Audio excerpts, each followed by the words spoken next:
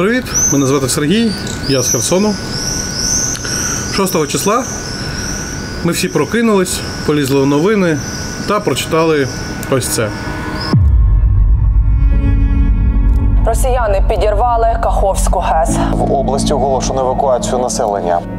Розпочалася евакуація мешканців небезпечних районів.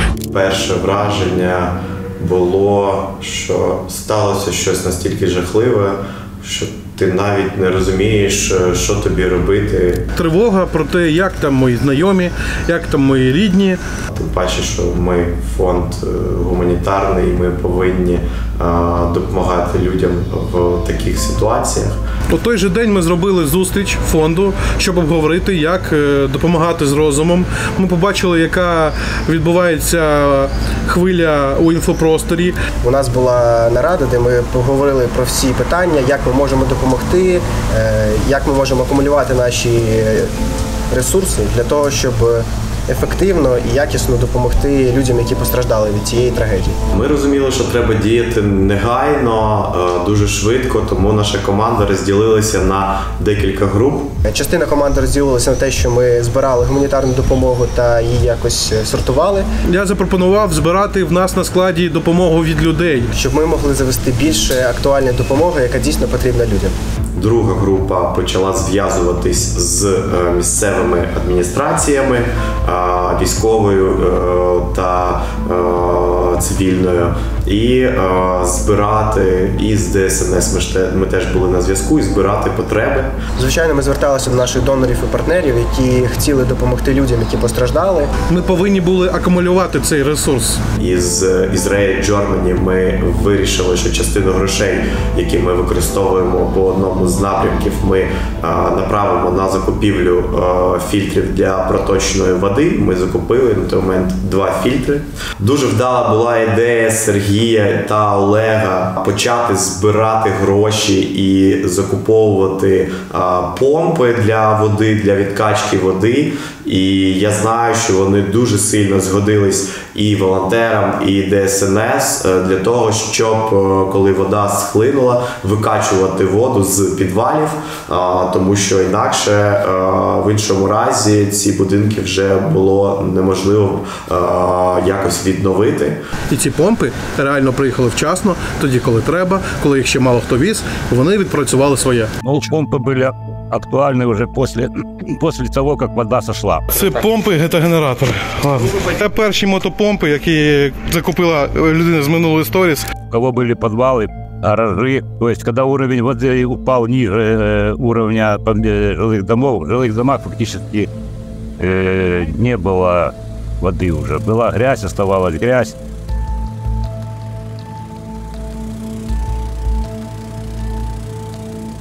Вот зашли в один из домов Чайковского, 36, в один из дворов.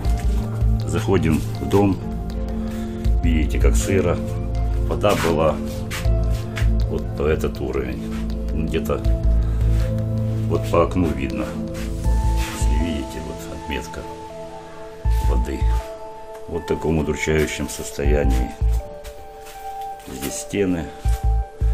Тут уже подсушено. Вот грибок на стенах. Вот спускаемся в подвал.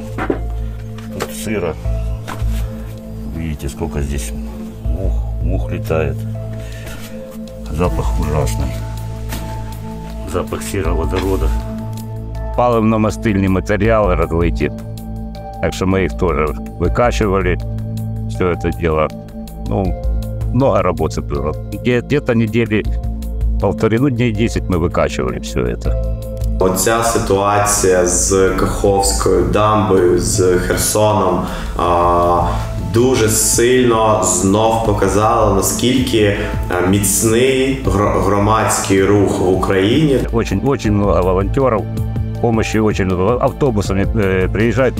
Не подходил, не спрашивал, откуда ребята, но автобусами подъезжают, выходят утром где-то часов до 3, пока и безопасно работают, вычищают, выносят. Это здорово. Особенно пожилых людей, которые не могут сами себе помочь. Десь 60-70% всієї роботи, пов'язаної з ліквідацією наслідків цієї дуже великої гуманітарної катастрофи була виконана гуманітарними організаціями, волонтерами. Я мав прямий контакт з херсонськими волонтерами, з херсонськими людьми. Потреби змінювалися щогодинно, тому треба було тримати руку на пульсі, щоб розуміти, що дійсно потребують люди. Це було на ходу.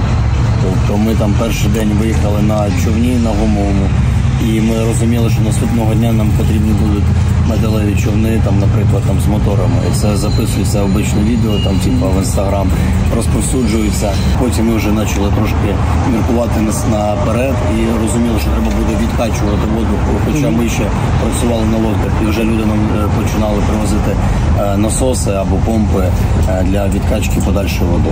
Намагалися розуміти наперед, що нам може знадобитися завтра. І наше давнє спілкування допомагало у цій ситуації робити роботу максимально ефективною.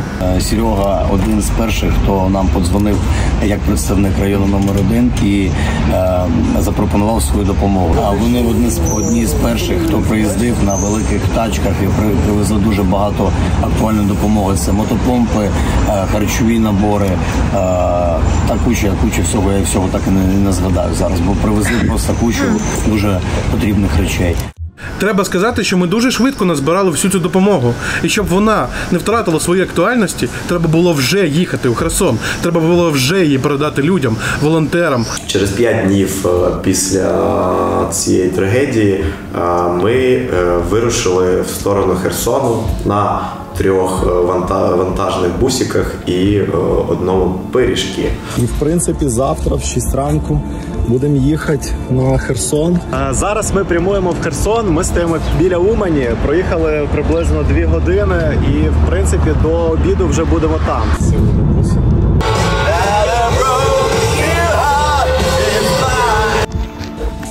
Ось ми на Херсонщині, друзі.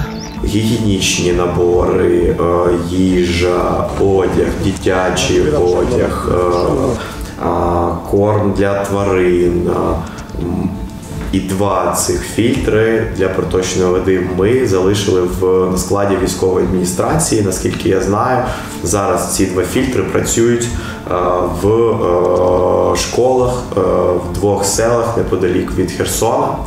І половину вантажу ми віддали нашим партнерам, волонтерам херсонським на чолі з Олегом, які вони вже розвезли по своїх бенефіціарах. Коли ми повернулись, ми розуміли, що невдовзі нам треба буде їхати знов, бо і люди продовжували нести нам допомогу на склад, і планували і розробляли проєкт по передачі продуктових наборів людям.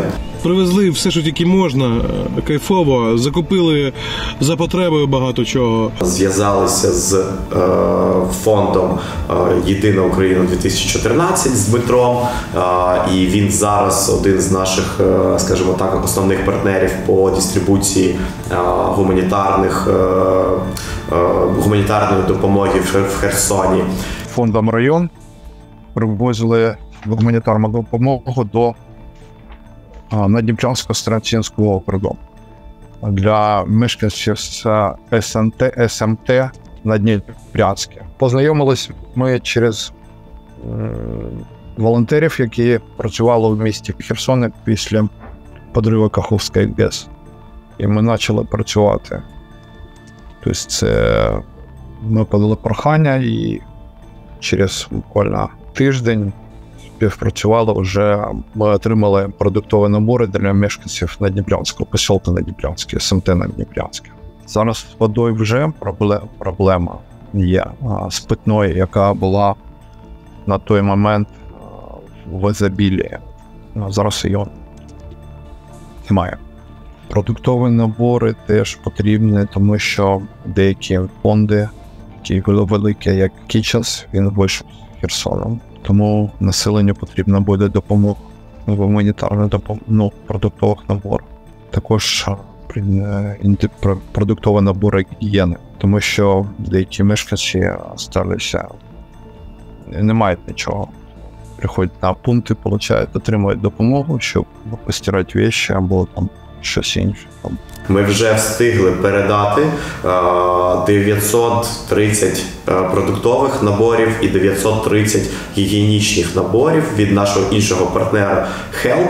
Це теж німецька організація. І зараз Єдина Україна 2014, фонд Дмитра роздає ці набори в Херсоні та в Херсонській області всім, хто цього потребує. Найважливіше зараз це питна вода та продуктові набори. Ми працюємо зараз, очікуємо ще допомогу на цьому тижні. І у нас такі плани на постійну співпрацю.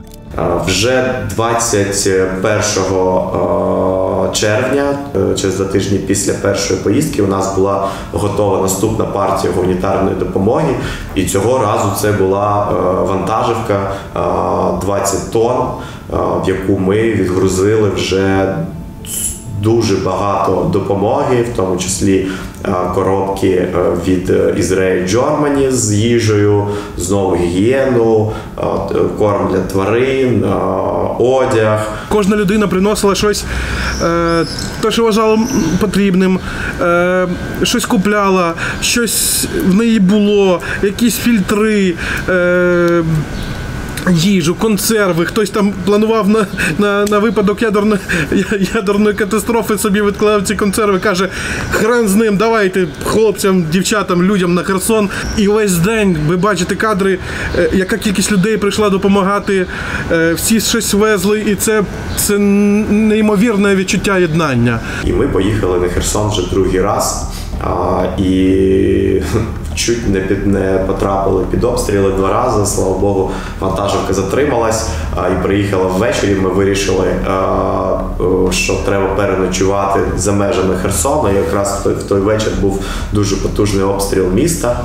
І зранку ми повернулися знов в Херсон і вже роздавали вантаж гуманітарний. Багато людей зібралося для того, щоб отримати цю допомогу. Таким чином ми, мені здається, встигли дуже швидко відреагувати на події в Херсоні. І, до речі, вже цього тижня, на початку липня, ми знову їдемо в Херсон і в Нікополь. Ми дізналися, що в Нікополі дуже важка ситуація з водою, бо вони знаходяться дуже близько від Каховського водосховища. Вони там трохи налагодили постачання технічної води за рахунок скважин, але у них немає питної води, тому ми зараз веземо 5 фільтрів для проточної води, які ми будемо встановлювати в місцевих лікарнях, в дитячій лікарні і в дорослій лікарні. Вона велика, тому 1 фільтр буде в дитячій лікарні, 4 фільтри в дорослій. От. І знов-таки 20 тонн вантажу ми веземо в Херсон. Я вважаю, що ця синергія роботи команд, які збирали гуманітарні вантажі, відвозили їх в Херсон, і команд, які займалися дистрибуцією, прибиранням, відкачкою води, вона дуже показова. І я дуже сподіваюся, що ця сплоченість, вона залишиться до перемоги, і після перемоги ми знову нарешті побачимо дуже міцне українське громадське суспільство, яке буде продовжувати один одного підтримувати. Долучайтесь до волонтерського руху.